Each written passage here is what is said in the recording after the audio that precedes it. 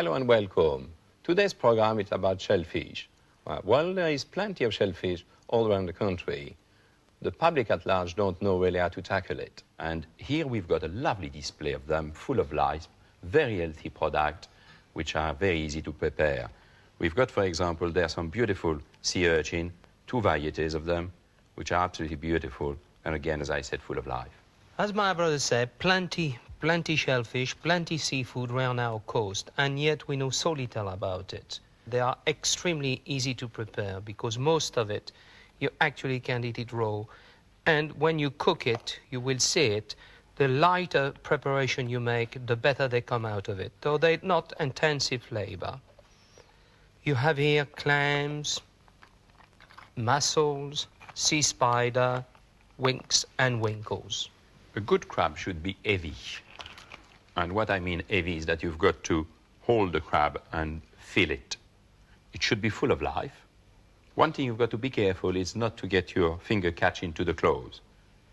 As you will see, they're pretty strong. If something like that does happen, the first thing and the only thing I would suggest is to run it immediately to your sink and have some cold water so you can freedom your fingers immediately. In here, you've got a beautiful king crabs, which is most probably weighed around 2 pounds, and to cook it will be in boiling waters, just lightly salted, for around 20 minutes, and then you allow it to get it cold into the water, and then you use it for whatever the need is. Beautiful king crabs. The crab has been cooked for 20 minutes. What I like about it, it still is very heavy. The crab has not suffered during cooking, as there's very little who came out of it, which is usually the white part. When it's full of it, all around it, it has emptied itself. So it has not emptied itself. The first thing to do is to pick up the big claw, which come very, very easy. Crab, you know, used to be a very cheap item to buy. They used to get caught in the basket of the lobster. And they used to be the menace of the poor people who were trying to catch lobster, and they used to throw them back into the sea.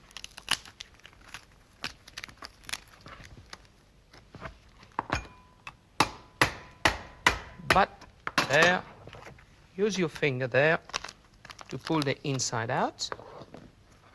Disregard all the membrane.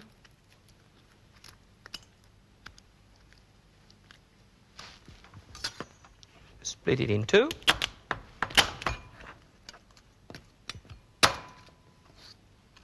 And half again.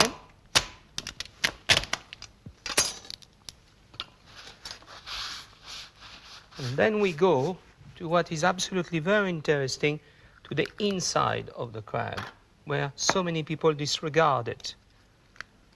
You take the pouch out, which is very sandy, and you get all the brown meat, that beautiful brown meat out, which is delicious to make a soup as well, to add to the soup, and also canapes. If you put a bit of whipped cream into it, paprika, would make delicious canapé. That's your brown meat.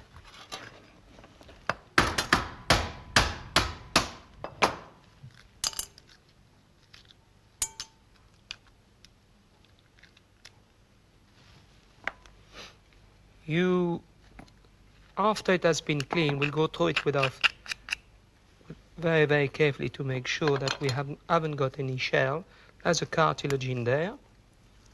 Spread through the cartilage. So that's the claw. There is also quite a lot of meat in the little claw. Same principle. Break it. That meat is much, much finer. Then you can use a lobster pick to pick it up. Now, after you've done that, what is very important, I would recommend to you that you put it back on your clean board or on a flat, and then very gently you pick it up, and then what do you find? Little pieces of crab. So you pull it out. There's nothing more irritating than to take a lovely spoon of crab and to find yourself wanted to spit it back in front of your guests. So it's always make sure that it is cleaned up properly. Talking about the devil, brother. Hey, What have you got? the dressed crab. Ah, Michel. Yes, let's have a look at it. That's one of the nicest way of eating crab, just freshly and just dressed. You've got the white meat, which has been flavored with mayonnaise, the brown meat, a little bit of hard-boiled eggs, the white of the eggs, the yolk, and then a nice little chopped parsley, salad around, mayonnaise. And you see, that's how the shellfish, so that's very important that the shell should be kept. You were talking about the soup earlier. That's but right. It can be used for the dressed crab. Absolutely. Well, I am myself doing, I think, something far more interesting than that. I knew you were going to be upset that I might disturb you. I am doing an avocado à la berline. Well, I know that. Oh, you know about Yes, but you're a bit slow, so carry on. Get on with it. Okay, Yes. well, first let me take you through the ingredient of avocado à la berline. The white meat of the crab, the inside of the crab, the half of an avocado, which I have brushed with lemon juice to stop it going dark, the mayonnaise, into the mayonnaise, the puree sauce, Worcester sauce, the ketchup, which might amuse you, but we do use it quite a lot in our cooking too, especially in cold cooking, mostly in cold cooking, Tabasco, and a little bit of brandy, olives to go on top, and the salad.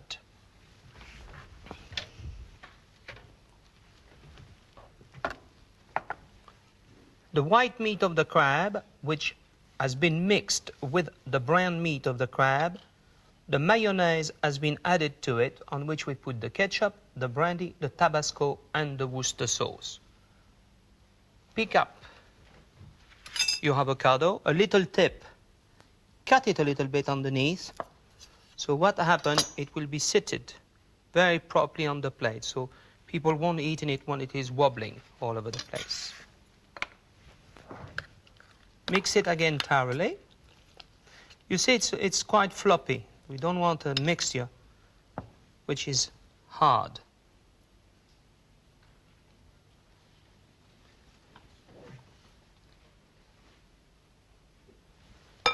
There we are. Wipe up your mayonnaise. And the mayonnaise, as you can see, it's not hard, but on the other hand, it's slightly liquid. Pour it on top gently, so baste it. Tap it gently. With your finger, you go around it. You do not lick your finger. You put all the excess back into the bowl. There it is. And then the little olive, go right in the middle of it.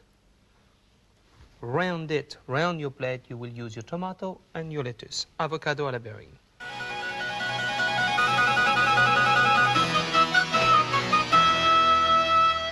Do you know what it reminds me? It reminds me when we were in France, moving around the seaside and having those fish platter. In the cafes. In the cafes. Yes, with a bottle of Exactly. muscadet. And let's go through very quickly. What do you do with them? I mean, how would you cook them, poach them? What do you do? I prefer the oyster raw, Michel. And you like them fat or I thin? like them Thin? extremely fat. So you will have a royal. Well, You two will have a royal, that's a meal That's by a meal. itself. Yes. I prefer the Clare myself, or the Colchester, but the Clare are wonderful. They're light You and can have a delicate. dozen of those. Yes, and you have two I'll of have others. two of the others. Yes, you're quite right. Yes.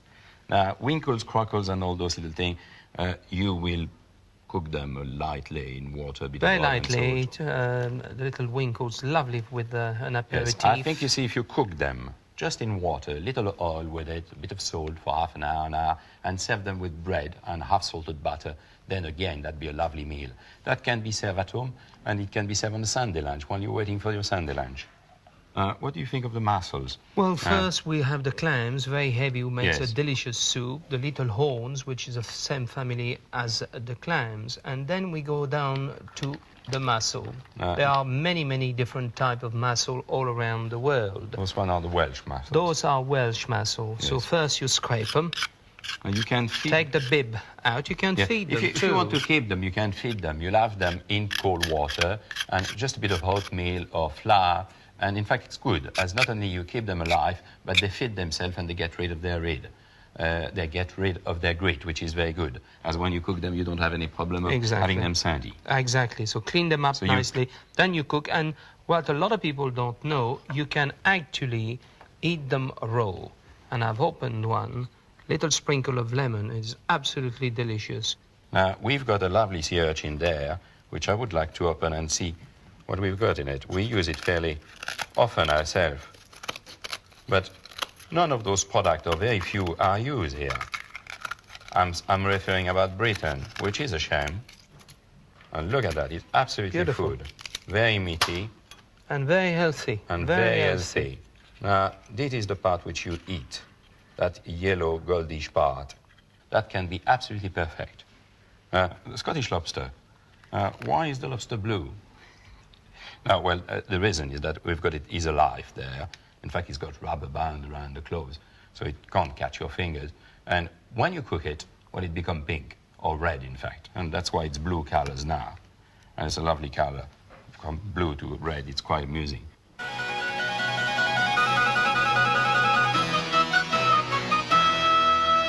Now, my next dish is going to be sole dishes, which is the sole mon désir, which is served for 4 persons. The main ingredient, we've got them there on the table, the sole, Dover sole. We've got the scallops, fresh scallops, oyster, Colchester, and the mussels. Now, the preparation of the scallops, you've got to open them up, and you're using a knife which is fairly strong, and you open them towards you. Once that is done, you can see that beautiful white scallops is there, and that little yellow part, which is the corail, which is all very good. Now, we're going to wash that and then get rid of the membrane and only keep the white and the yellow bit, like we've done now. So we've got that all ready. That's one element of the garnish. We're moving to the oysters, and we've got a special knife, and it's always better when you open an oyster to hold it with a kitchen cloth. It's on the other side of the oyster against the scallops. You were doing it that way, now you're doing it this way, with a very strong knife, pointing in between the 2 shells.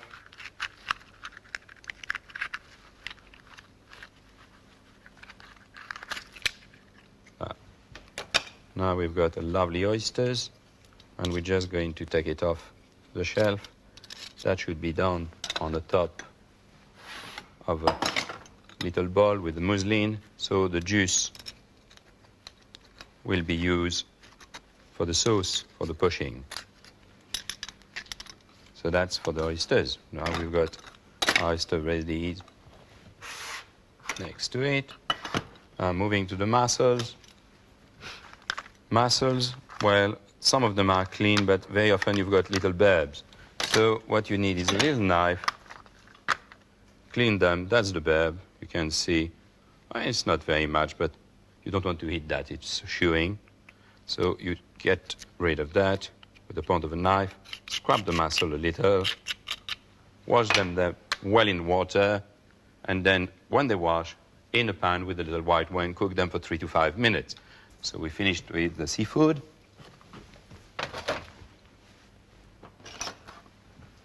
We're moving now to the sole.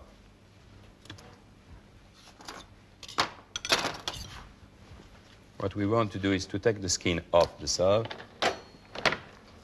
And the best way to do it, it's have the tail pointing at you, doing a little insertion there, cut it off gently, but not completely. Wrap the skin. And then that bit of the skin, you just hold it with a piece of cloth and just pull it out. That's it. You're doing that exactly the same way with the other side. Now, the other way to do it, it's obviously the unprofessional way, which is you're just pulling it left, right, center, and then you get nowhere. And there is another way, which is that you ask your fishmonger to do it for you.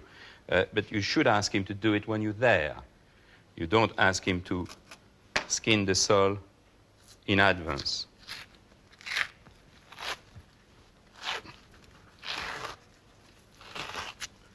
It comes fairly easily.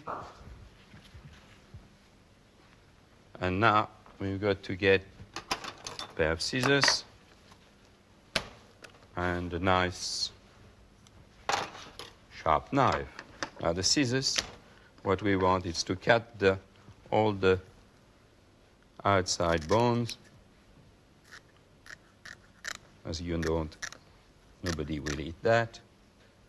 However, we will keep them as it's most important. They are used in fish stock, and we don't want to throw them away.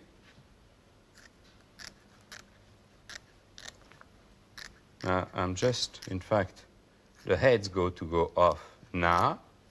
So we've done that. Just realize that this sole is full of eggs. Now, there is not really any use for the eggs. So that will be saved for further use on fish stock or into the deep freeze. We've got the sole has been cleaned. There is always a little places there where you've got the blood. It's got to go. You're taking off there. It's clean. That's it.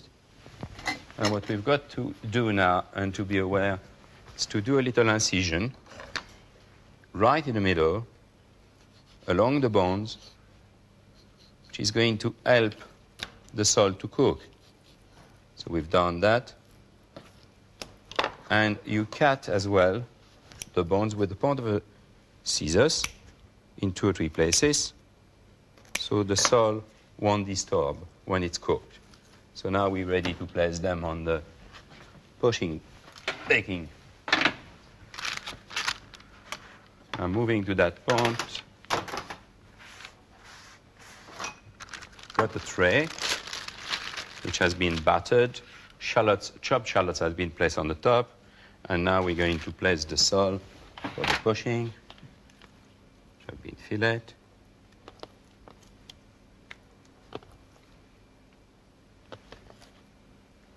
Yeah. A little salt and pepper. But very little, as do remember the sauce will reduce and might be over salty. Then the mussel juice goes on the top. The oyster juice as well. The stockfish, the lovely fish stock, and the white wine.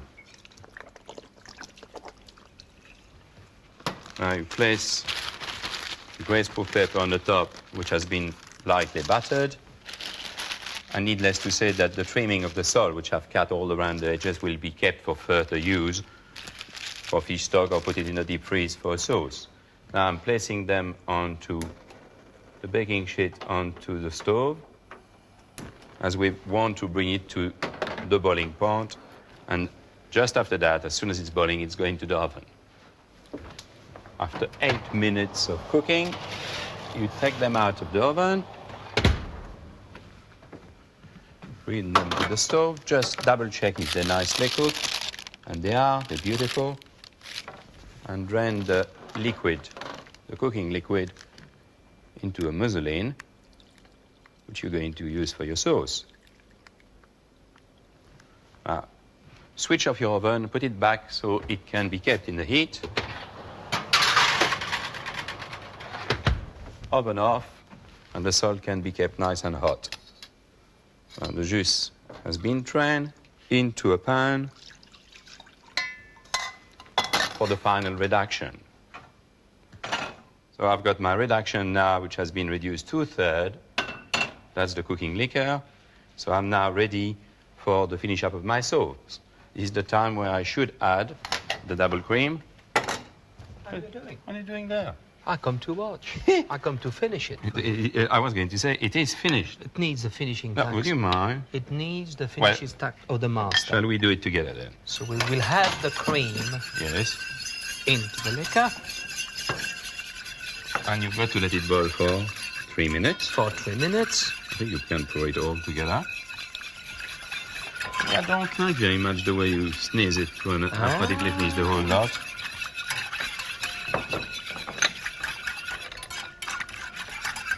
Anyway, I've got all the little garnish ready for you. Lovely. You may would like a spoon.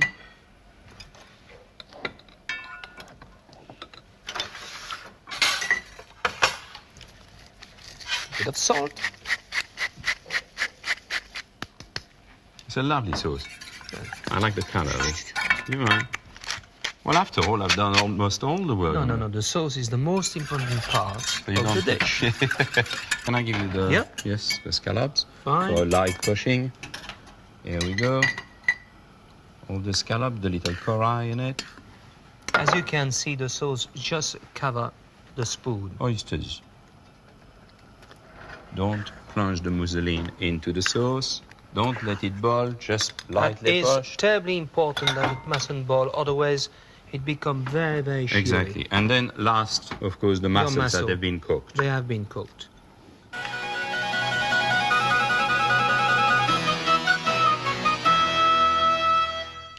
Mussel with cider. I'm going to let you know a little secret of mine. You can keep your lobster, you can keep all your seafood, give me mussel, night and day. It is my favorite dish from the sea. So we're going to do the mussel au cidre. First, you have cleaned your mussel properly. You have your butter, shallots. The shallots are going to be sweated, and I mean sweated, no color, for about 2 minutes, 2.5 minutes. The cider will be added to it, and then you will reduce the cider by half of the quantity which you have put in the saucepan. You will add your cream and the thyme, and then you will bring it gently to the boil. When all that is boiling gently, you will add your mussel into the pan, shake it very vigorously 2-3 times during cooking, which should take 3.5 minutes. After that is done, your mussel should be nicely open. You have a calendar in front of you, and the mussels are drained into the calendar to recuperate the juice.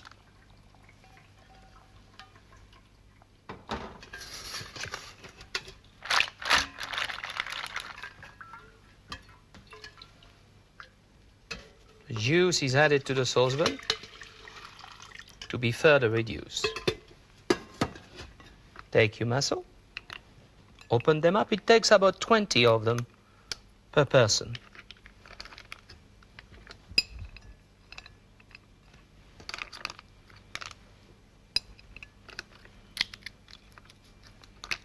When I go and see my mother, who lives in Brittany, I know that the first meal when I arrive there will be the mussel, cooked exactly like that. But the one we have in Brittany are the moules bouchot, which are a very tiny, extremely fat little mussel.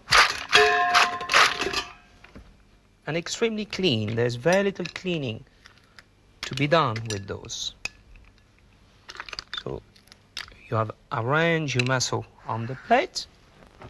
Total magic of television, the sauce appeared. You have your butter. You bring your sauce to the bowl.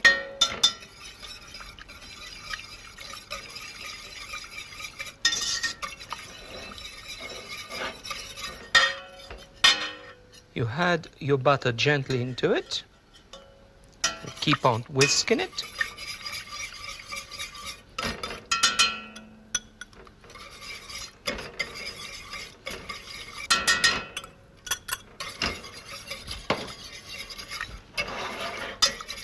It is very much a dish which has a low cost bearing. Obviously, the most costly part of it is the cream and your butter. Certainly by the seaside in France, you can get mussel. You can feed a family of 4 for no more than £1. Get a lot of mussel for £1. The butter has been mixed. As you can see, the sauce is nice and fluffy. What's happening now? What's happening? I'm making my mussel. Well, you're talking about the family. That's why I'm coming. I see. Yes. And then you take your sauce Oh, what have you been doing and there? pour it gently But that's, onto the mussel. that's not the way we eat the mussels in the family. Ah, no, but that's the way you serve it at the restaurant. Yes, but that's so sophisticated. That's how we eat the mussels Well, in the family, in and a big then dish like that. you sprinkle your All chive. them on the top, Ah, and the sauce on it. that's at all, And then a yes. bowl, an empty bowl, and we get rid of the shellfish. That's right, and some bread That's to how dip you like in. it. That's how Mummy is cooking Oh, them that's for how us. Mummy wouldn't do that like that. Okay, so you No, cook no. them like that, perfect in the restaurant, but let's keep it that way for the family, in a big dish, I could in thank the my middle. mama. Good, Absolutely. good.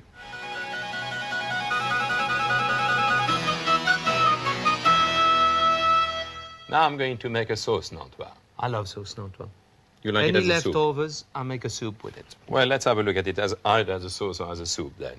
Crayfish head, that's the main ingredient you need to crush them. Then you've got little mushroom, sliced mushroom, whitefish trimming, little shallots or small onions will do, finely chopped, and then butter, just to sweat those ingredients.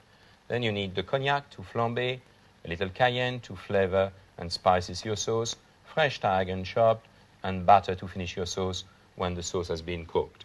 White wine, which is going to be used into the sauce, fish stock, of course, always the stock, it's must, double cream, Yeah, it's chopped tarragon. chopped tarragan, Yes, yes. not tarragon chopped. Not tarragon Yes, chopped. right. Now, the mortar is a must. You must have a little mortar, Pesto. a little pesto, and you crush your heads into it. I can crush yours too. Now, you've got that lovely I'll give you a puree, chance for that. and then you've got that lovely little pan. Sweat into the pan those ingredients, the butter, the little mushroom, the shallots, and the little head which have been crushed. And then you get that lovely little mixing which have been cooked for about 10 minutes, almost roast, lovely color. Give me You the cognac, ready? please. I'm ready. Pull your head away. Yes. Look at that. Now, you've got to be careful when you flambe. Yeah, you get your head singed. Yes. Now, what you can do is, if you're not used to it, it's to have a lid. So you cover it quickly to cut the oxygen if Yeah, you want and it. kill the flame. That's lovely. You see, we've got a nice puree now. Now it's time, logically, with the white wine, and to let it reduce with. Let me just go through gently. Okay, You're fine. so fast. You're quick on your work. And then the fish, those little pieces of fish should go in.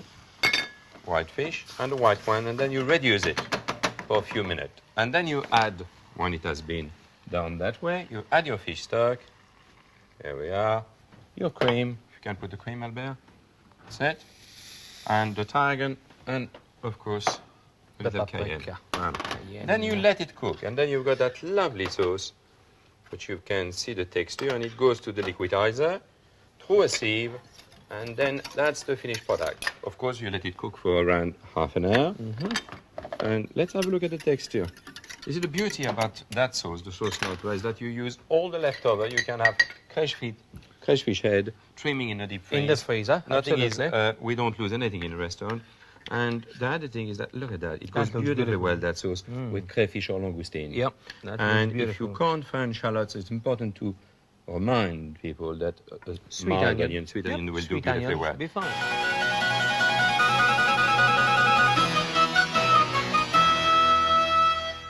Time to go now. Au revoir. And happy cooking.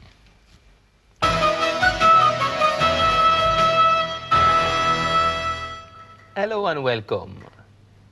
Today's program is on vegetables and salad. My favorite dish. Primeurs are the baby version of seasoned vegetable, and they are the nicest version of everything. Very sweet. Farmers in this country tend to think that biggest is best, which is not true.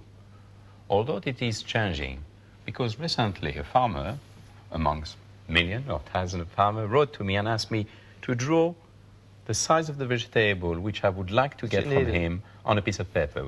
So That's that's a what- change. that's encouraging. That is a change. And looking at what we've got today on the bench, it's a change too. It's an improvement.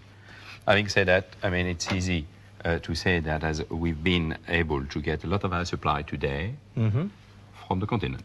Yes, but the main reason at the moment is the weather, The weather. the temperature. Yes. Well, let's because a lot cover- of those you could get them Yes. in July and August and September in Yes, the UK. but we must still work hard on the fact that farmers must not grow their vegetable too large, too big. And housewife should, the consumer should really request his vegetable to be small. But it is starting. The large is better. chain supermarket Small, have much beautiful better. vegetables Well, and that's, small. That's good news. Now, let's look at those beautiful spring onion, and then we've got the snow peas, which are excellent. Look at this lovely cauliflower. Even baby courgette with flowers on. Then we've got baby tomatoes. Well, that's very south of France. The the poivre, the artichoke poivre, yes. The peas, the little blue turnip, those beautiful blue turnips, excellent with dax. Yep. The beans, asparagus, asparagus. But even their little fenouils, which will be beautiful as a garnish, and the big bulb of fenouil. Then the baby carrots, and of course all the varieties of potatoes. I've got potatoes. Potatoes, again, there is a lack of really different varieties in this country. Too many people request or just say, I like the white or the pink potatoes. Now, here we've got the Jersey potatoes, different size, the Cyprus potatoes with the chips. We've got the Belle de Fontenay with the French potatoes. Very hard potatoes. The jacket potatoes, and the Cara potatoes, which we haven't got, which is a multiple use. Nope. It's lovely potatoes. Let's have a look as well at the crudité basket. We've got a beautiful crudité, and look at that. What we can do with crudité. And you know why I said crudité? As I hate to have my veg raw, or let's say half cooked. I love them raw, so I like my crudité. So let's have a look at what we can do with vegetable. Turn them before we cook them. Oh gee, I can see that you've kept yourself very busy. Yes, I've been busy shopping and turning. The three classical way of shopping. Julienne, fine as a hair, matchstick, and the bâton. That's nice. I've done also some petite brunoise, bigger brunoise. Brunoise will be lovely into a consommé. Lovely, absolutely. You should do that on the day which you want, Yes. on the day you're cutting your nails. Yes, that's right. Yes. Mind your fingers. Yes. And then I've been using my little Parisienne. Yes, turning mushroom, breaking the stem, since you are working so hard, don't want to be left behind. A nice little sharp knife, fine, hold my head there. And you can all use the peeling, you don't waste anything. No, most important. Make a soup or for the stock. For the stock, yes. And a little potatoes. Now it is absolutely going fine. You need mushroom which are fairly firm, and then you just cut it gently by doing half circle, just with the point of the knife, and then doing all around. And that's it. And a little lemon. Do you like it? Do you like my mushroom? I like your... You've done it before. Once or twice. I can see that. Once or twice. I can see and that. You've turned all those carrots? All those Yes, little baby carrots, courgette. Baby artichoke? Yep. Now, the vegetable, going back to it, I mean, would you say that you can cook vegetable into what they call a microwave? In a microwave? Yes. Absolutely not. I use microwave to melt my butter. You prefer steamer? I prefer to steam it or cook it in very, very little water. Well, you see, I must warn the viewer about it. Do be careful. I mean, he's so classic that he will never let you get near your microwave. But I can tell you one thing, is that you can reheat your vegetable beautifully well in the microwave. There is no problem whatsoever there. Yes? You think so? I've done it. Well, reheating them. Let's not forget that we are at home. We're cooking at home. Relax. Just relax. Yes. Now, I think we cover what we can do with our little knife, with our peeler, with our little spoon. There is one thing I think we ought to mention, is that the only ingredient which we should not serve raw, really, on the crudité is potato. Potatoes. So because forget of the about starch. potato. But some people do eat them raw, you know. Oh, no, but it's bad. It's no, bad for you. Don't eat potatoes raw, please.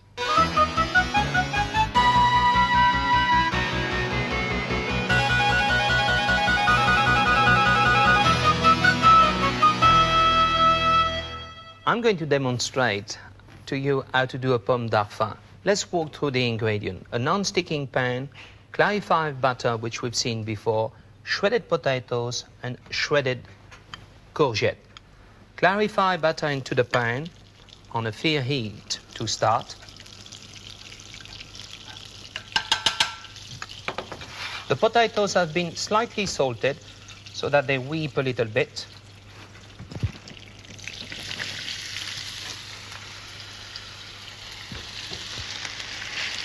Evenly built up. Can use a palette knife. Do that. My courgette.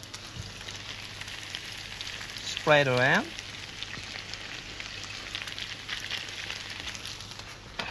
more potatoes on top.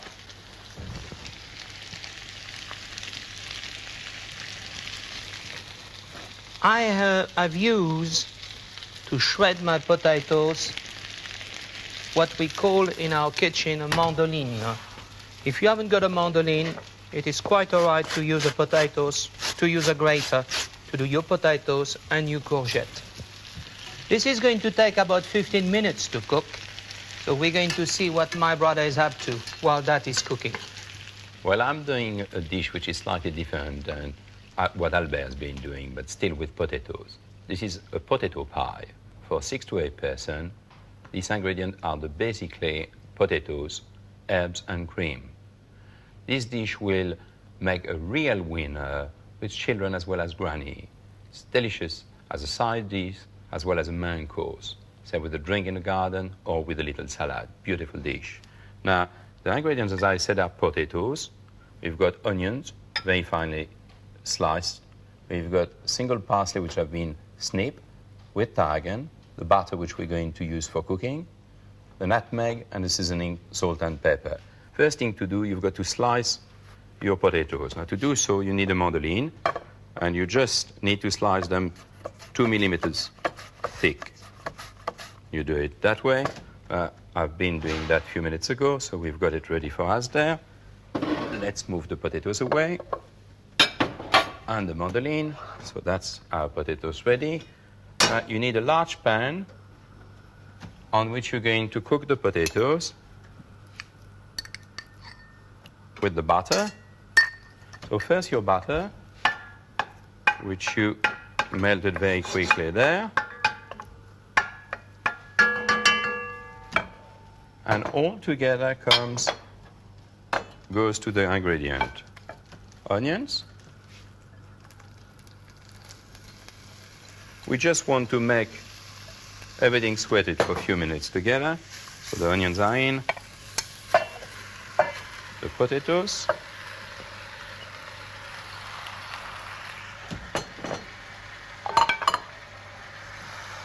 flat parsley and the tarragon, the nutmeg, a little pepper, rounder, and the salt. What you want to do is just to soften up the potatoes. So let them cook for 5 minutes until they soften up.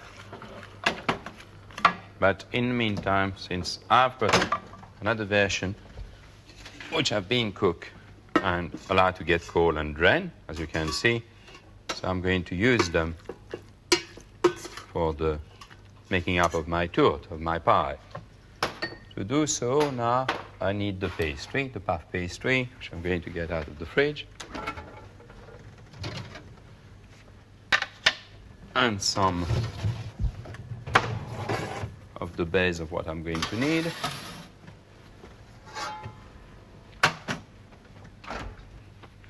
Now, the equipment you need there is a mold, a nice little mold which has been buttered, generously buttered, so it's there. What you need is puff pastry or quick puff pastry. And what you want to do is to divide it in around 30% to 60% or 30 to 40%. The base will be what you need, the largest piece, which is around 60 to 70%. That will be for your base. So what you do, you roll your puff pastry, and you line your mold, and I've just done that now. You line your mold just as it stands now. Regarding the puff pastry, you'll be able to see in the next fortnight how we make the puff pastry, classical recipe and the quick version. So that's for the mold. It's ready, it's been lined with the puff pastry. It's ready to be filled with the potatoes. So let's do that.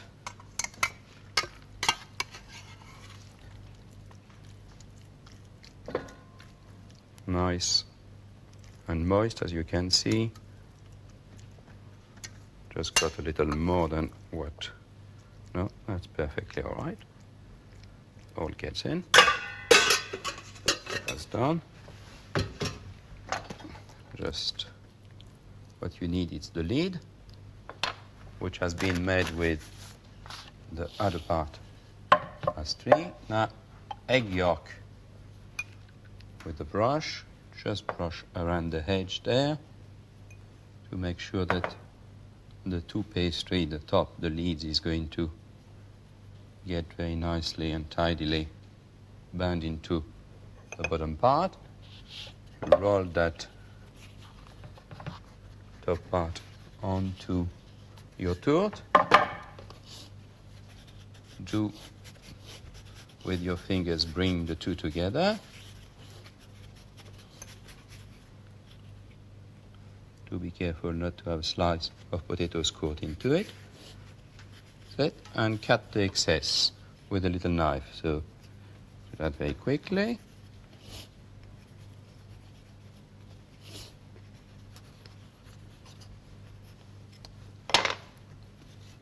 That's it. Now, egg wash on the top to give a very nice varnish. It's very important to get a nice little color on the top of the tourte. Now we've got it. Now, you will see that you can quickly prick the border of the tart, but I don't want to go too much in detail with that. There you've got leaves which have been made with the trimming of the puff pastry, which can be a nice little addition to the decor. A little egg wash on the top, a hole, so all the steam can escape, and a little nozzle which has been wrapped with alcohol on the top. Now I should go around the pie and do it all nicely and tidily, but I've got the same version right now in the oven, which I'm going to get out to the oven. Now it's ready to go to the oven. It should stay in the oven 45 minutes, then cover if it takes too much color, and stay for another 15 minutes. So altogether, you're talking about an hour cooking. So let's see the version which I've just cooked and which should be ready.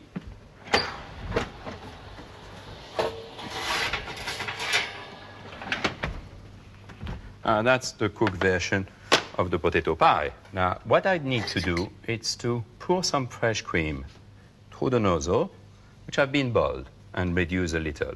Logically, I should wait a little and let rest my potato pie. But since I've got very little time, I'm pouring my cream now, and as you can see, it gently goes down into the pie. And give another few minutes, and that will be nice and warm and ready to enjoy it. Now let's see how Albert is doing.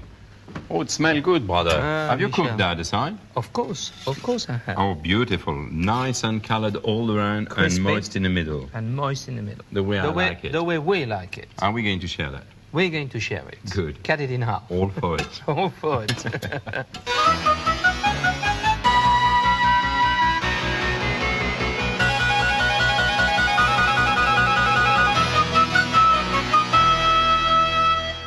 It does look like if Albert is going to make some flowers for me. For you? Yes. Yes, Michel. A radish. Yes. The beauty of what can be done with it's so easy. Little vegetable, turnips, beetroot, radish. You're making little flowers. That's right. Yes. Nothing too difficult about it. You need a good, sharp little knife. I'm going to make a tomato roses. And you? I've got lovely ripe tomatoes there.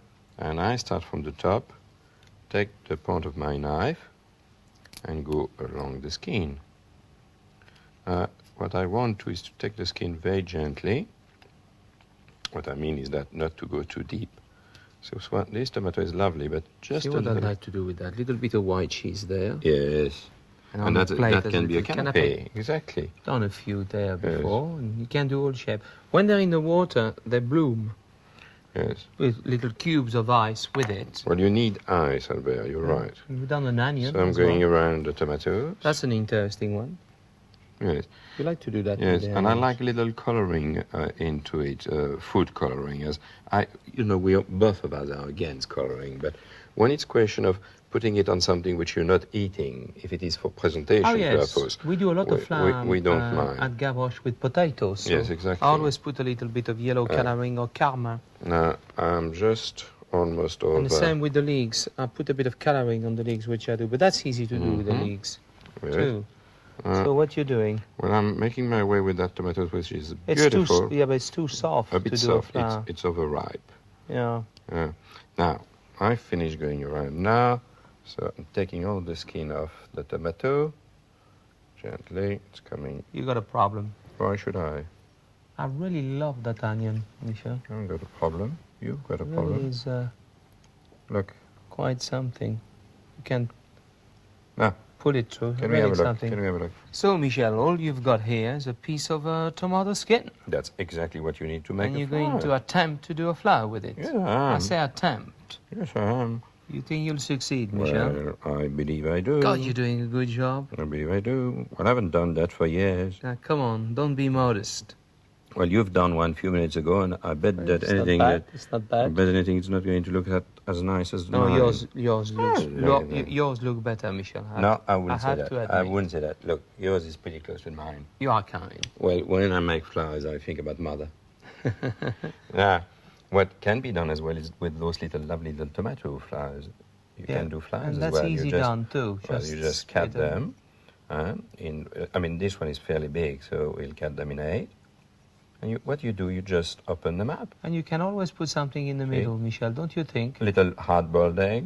Cheese And what you or do, you whatever. just open them up. So nice. I like that when it's open like that. So nice. Yes, it is. And then you get the lemon. And we've done the lemon. A little wet thing. What you need is a spoon, a special, how do you call that knife, groving knife? Zesta. Zesta. Well, that's good. Well, that's for the flowers.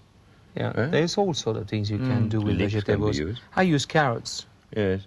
I love Carrot using- is cheap. You like cheap stuff, don't you? No, no, not at all. Well, let's remember one thing, is that everything's got to be appealing in cooking. So making few flowers takes time and it's not costly. Not a penny. What you need is a good knife, sharpening Absolutely. knife. Absolutely. And patience. And patience. Yes. Well, you do have that. And skill. With me.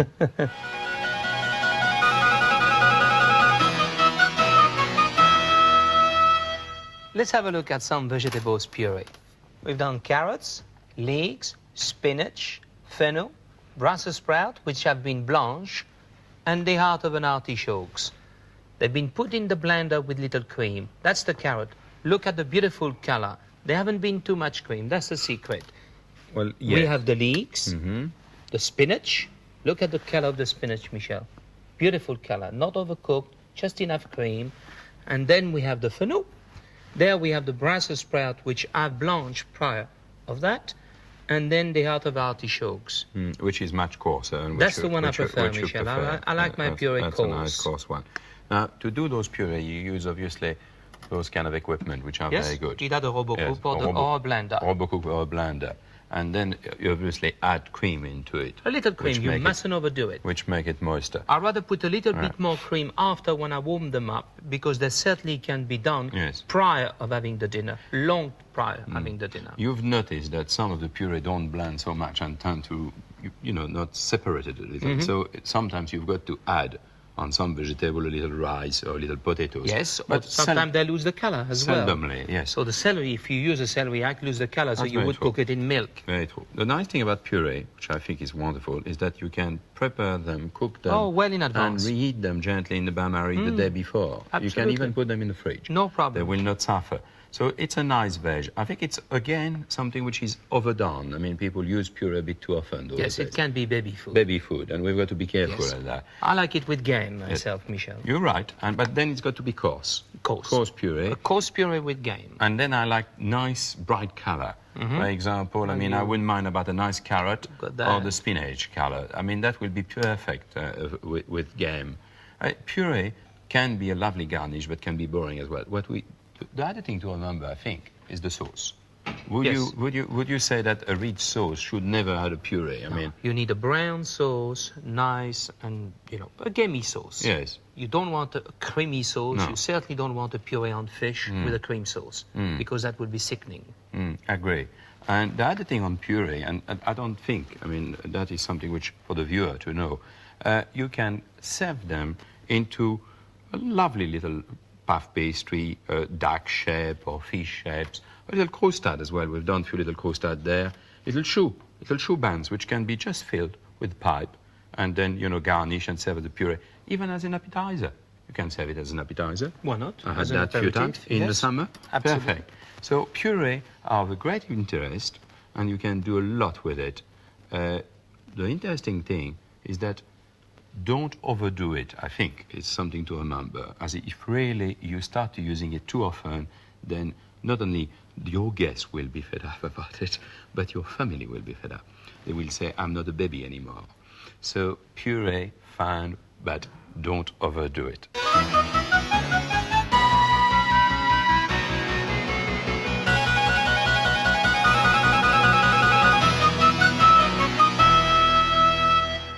It's marvelous how things have changed. There was a day in this country when you said salad, you meant lettuce. Now, everything has changed. You walked into a supermarket and you are able to find all those salads.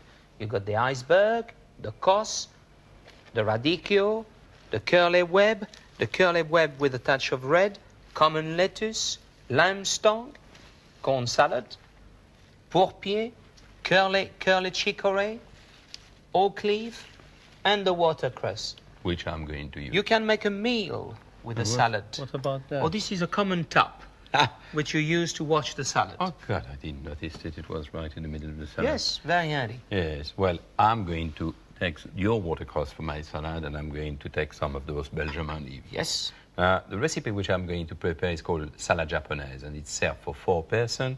The ingredients which I need are all there for our use. We've got palm heart. Palm heart, you can get palm heart in tins in supermarket, and you just buy them there, and we cut them as a small julienne. You do call them palm heart, don't you, Albert? Heart of palm. Heart of palm. Yeah, but Thank you very much. your English Thank is- you. yeah. And then you've done those lovely segments of oranges, which you took off the membrane.